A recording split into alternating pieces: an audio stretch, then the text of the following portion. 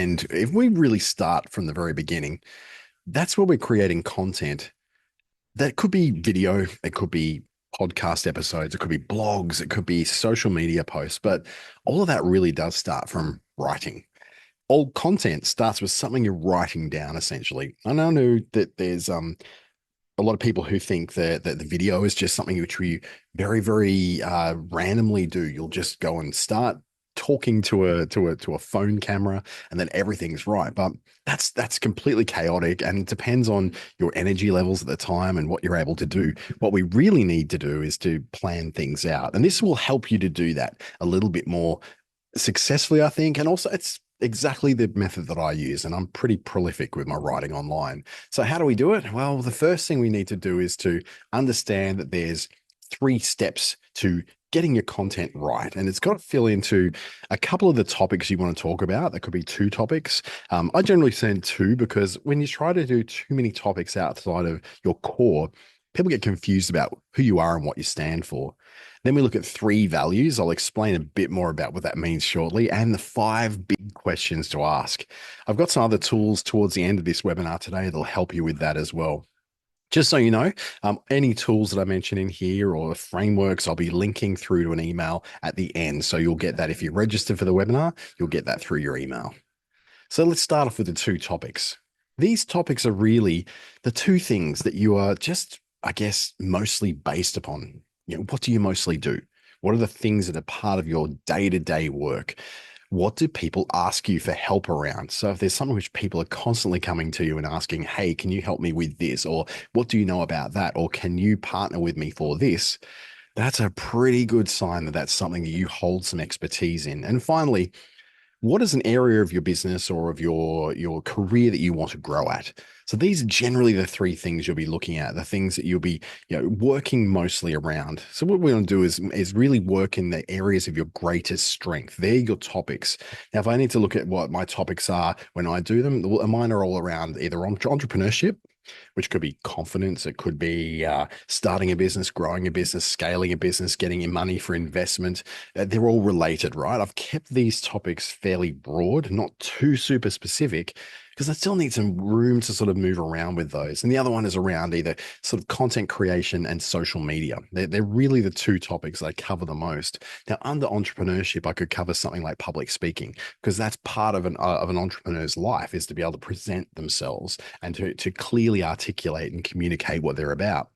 And then there could be content creation through social media, which is then, that can be anything from, gosh, we're looking at, it could be social media posts, it could be making videos, it could be being a podcast episode. So I keep my topics fairly loose, but they're specific enough that you know that I'm talking within expertise. I'm not suddenly talking about how to work with Zero. Okay, even though I know tons about Zero and I use it every day for my businesses and for my invoicing, I'm not really an expert, and I don't know if I really want to be known to be an expert in that either.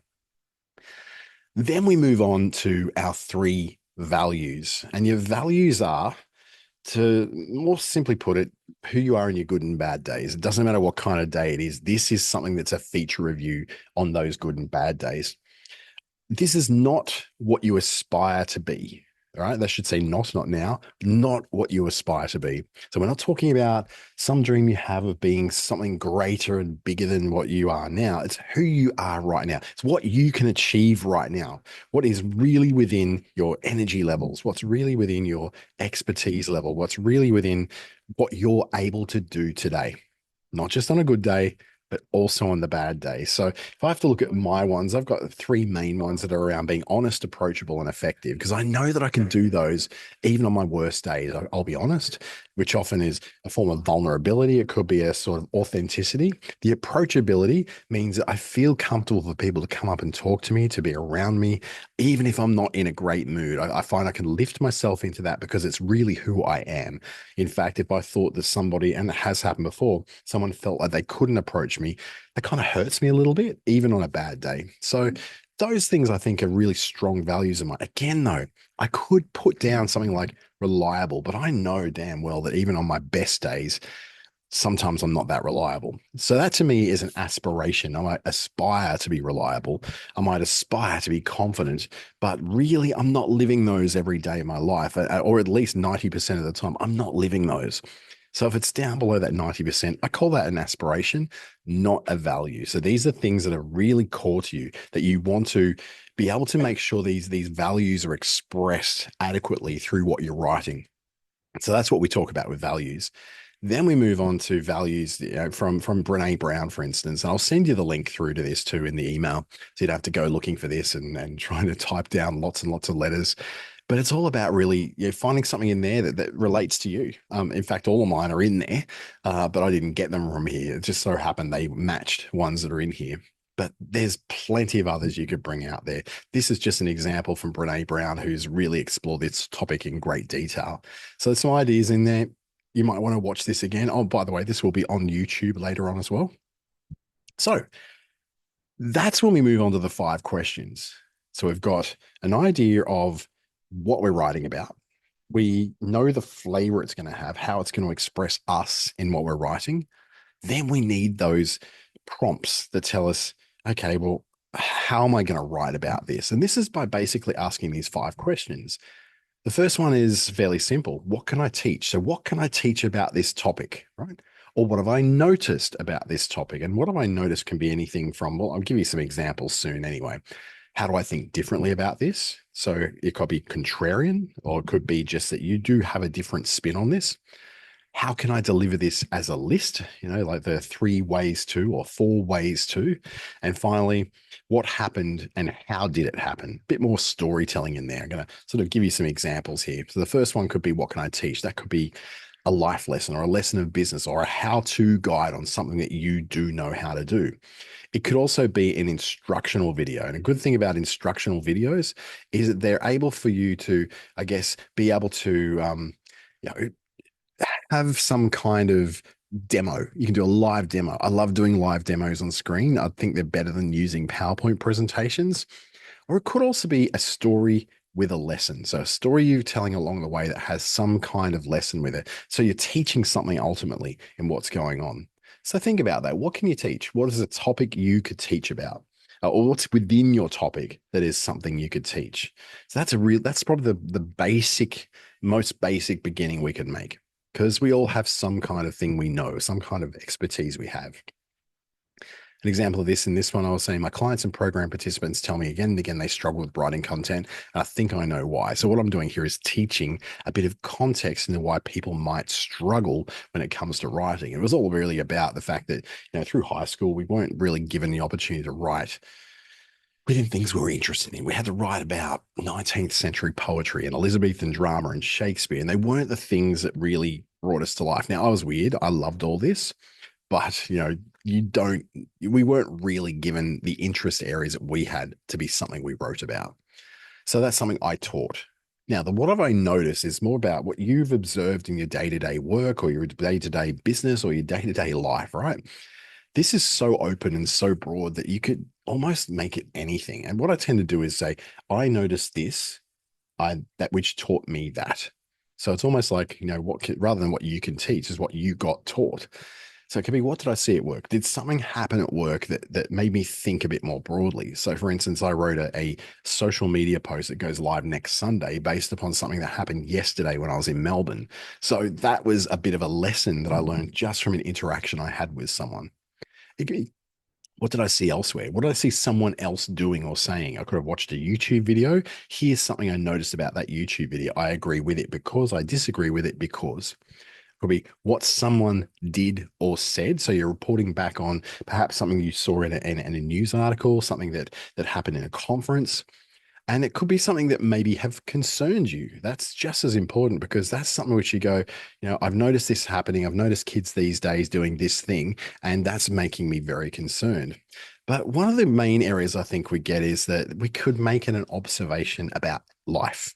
Some observation you made as you're going about your day-to-day work, walking to work, riding a bus, commuting, driving, anything like that. And when I was a radio announcer, very many, many, many years ago, I used to carry around a little like mini notebook with a spiral mini notebooks with a pencil. And because the pencil was really short, I could fit it in my back pocket.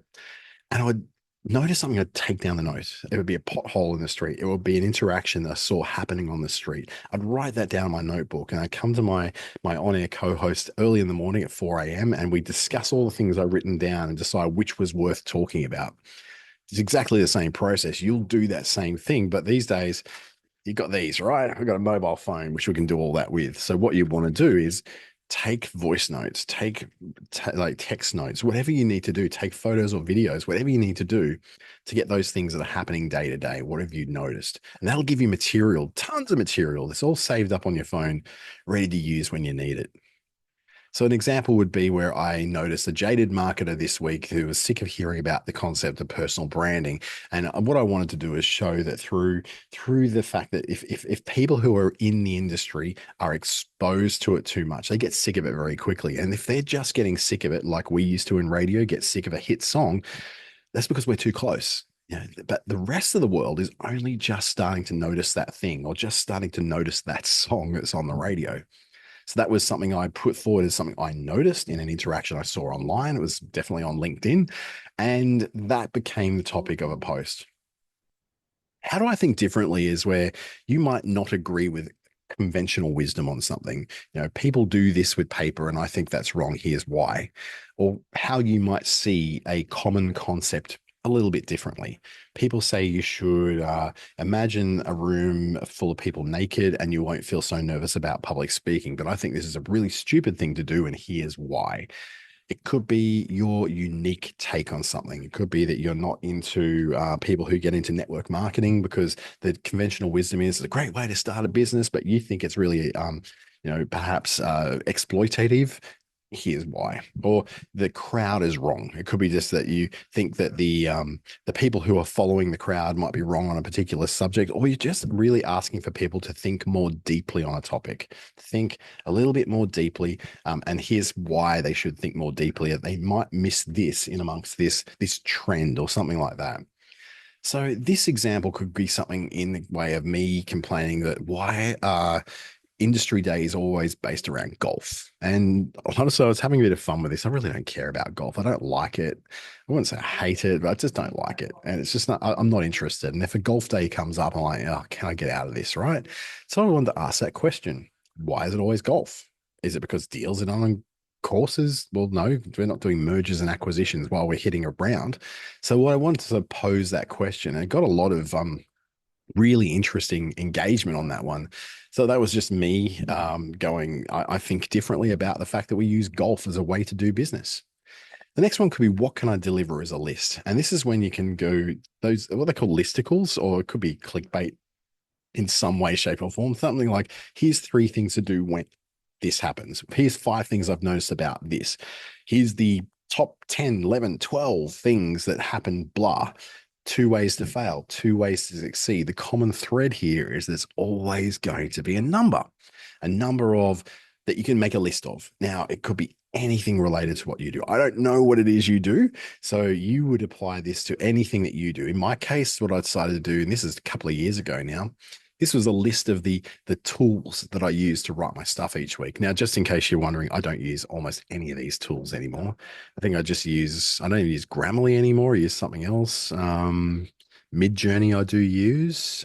Canva I still use. Flixia very rarely. Pretty much most of these things I don't use anymore. But maybe 2 things that I use now.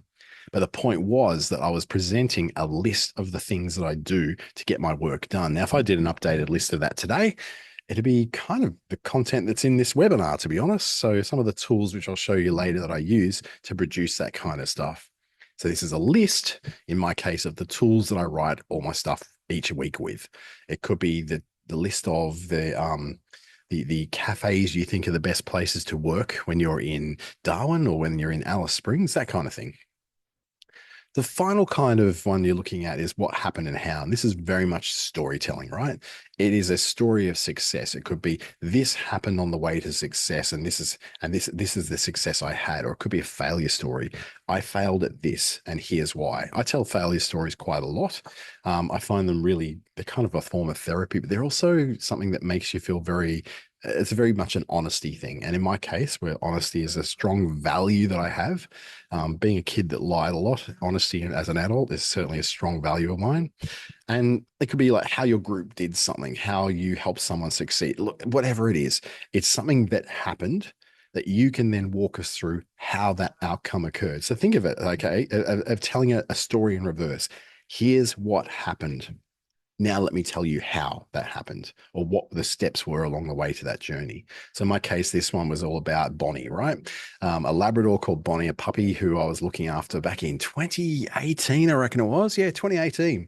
So, I drew a direct line of circumstances that led from me house sitting and dog sitting for some friends on the Gold Coast to how that got me to be able to do a training on how to use LinkedIn in Kalgoorlie, and how those things linked to each other. And it was an interesting story. Now, did it get massive engagement? No, I think it's one of the best stories I've ever written, but it didn't really resonate that heavily with people. I think it might have been too many words on there or something like that, or someone was like, oh my God, here we go, this kind of story.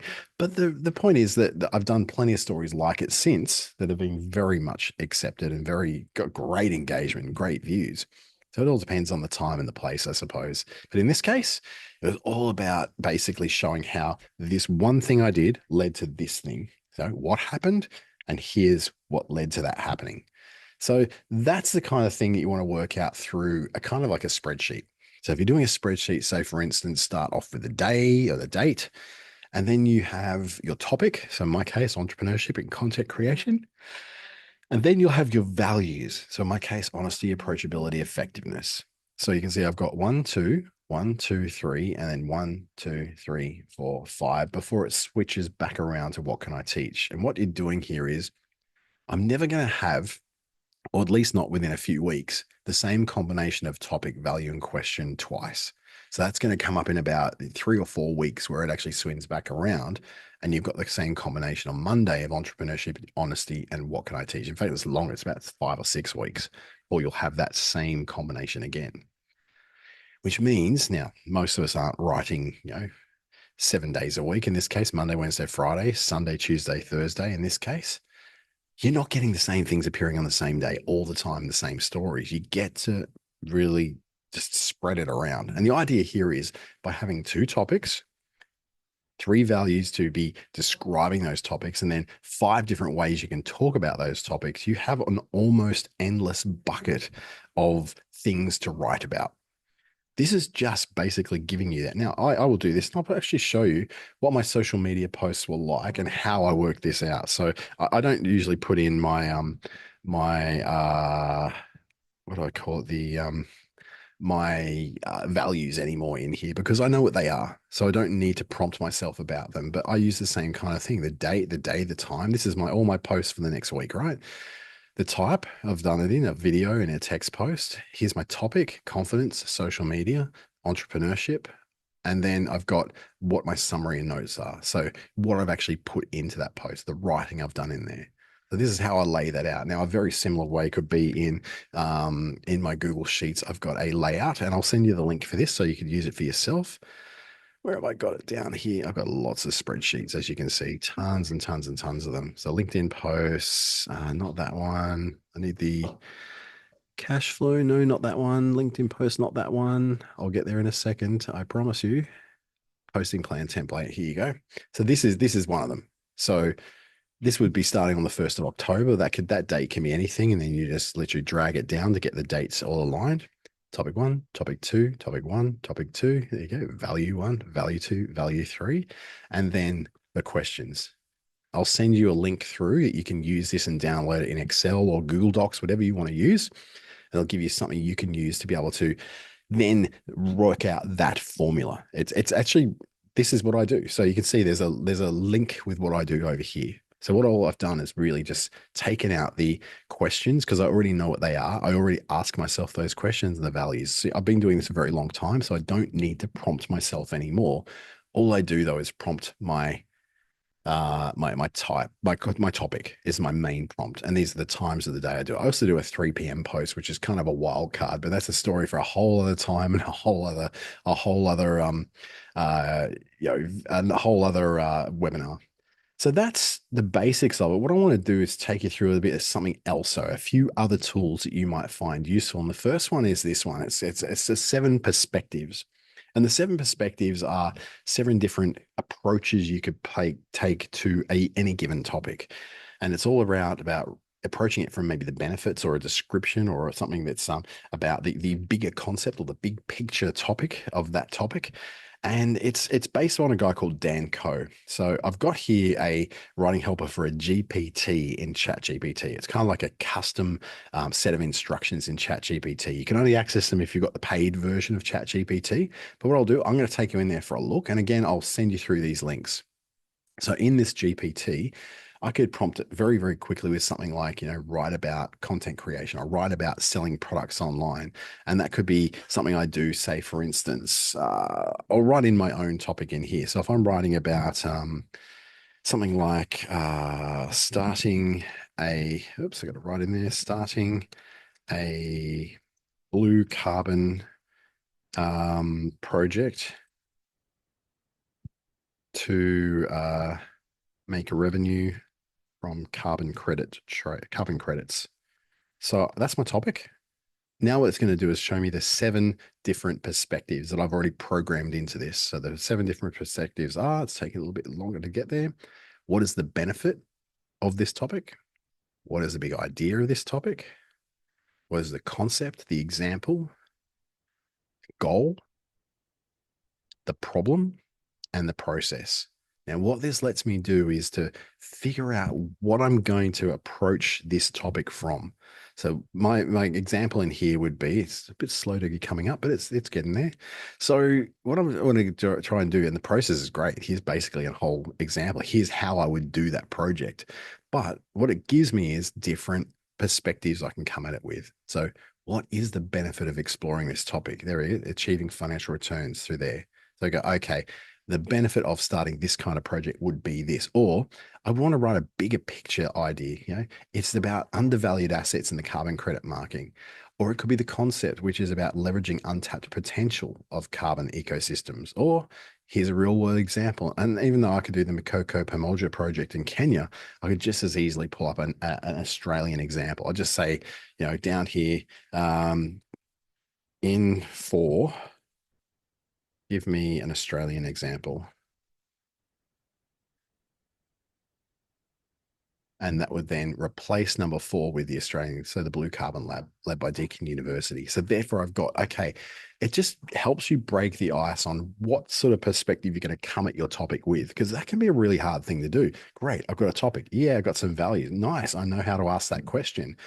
How do I approach it? And this would be an idea of how to approach it. Obviously, the process is a really important one because it gives you a very step-by-step way through. That could be the basis of a blog post. But I usually try to start from the problem. That's where I like to use mostly. The primary challenge lies in the high initial costs. There's the problem I want to write about and how this particular project's going to overcome them. Now, this could be just as simple as if I start this all over again, and I come in with my own topic of, say, let's try um, business owners don't have the time to write their own tenders and grant applications. So that's a problem, right? Now, the topic is that the benefit is that business owners will save time. The big idea is about outsourcing, which is what that particular idea would be around. The concept writing tenders and grant application requires a lot of stuff. Example could be this small manufacturing business. The goal is to win contracts, right? The problem is lack of time, lack of expertise, and here's the process. So you can go and hire a tender and grant writer, provide them with all the essential data, and then submit and monitor that application. So this allows you then to take all those things we did before. So if we go back to our little simulated layout, I could go entrepreneurship, honest, what can I teach? So I can go, I want to write about, go and start a new version again. You always need to start fresh sessions in ChatGPT if you want to be able to reset it and not continue that conversation. So I can go entrepreneurship that comes from a place of honesty and vulnerability.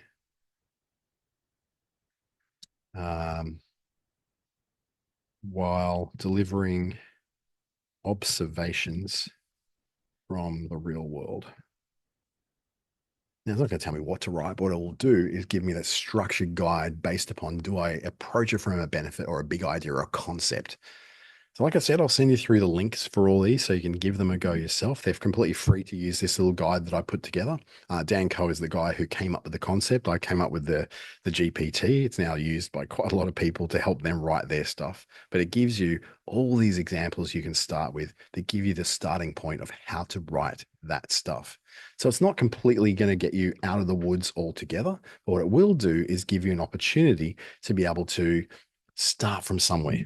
You don't have to know all the bits before you start. You just have to know where to start to get the tools that will give you that. So the 3 steps, the 2 topics, the 3 values, the 5 questions, and now you've got the 7 perspectives, 2, 3, 5, 7.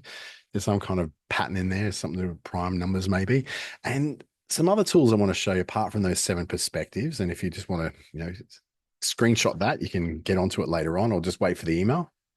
I've also got a free course at my website. So if you pop to my website, DanteSt.James.com, or just search me online on Google, it'll be pretty much the first thing that comes up is my website. Under mini courses there, what you're going to find is a mini course that's all about writing better. And this will deliver you essentially that step, the 2 topics, the 3 values, and the 5 questions to ask in a mini course over 5 weeks to help you get that really together and how to write that little bit better. So it's delivered over 5 weeks to your email, really quick to read, but it helps you to conquer one thing first, then move on to the next one, rather than going, here's everything I learned today. Let's just do it all in one step, because you don't have to do this today.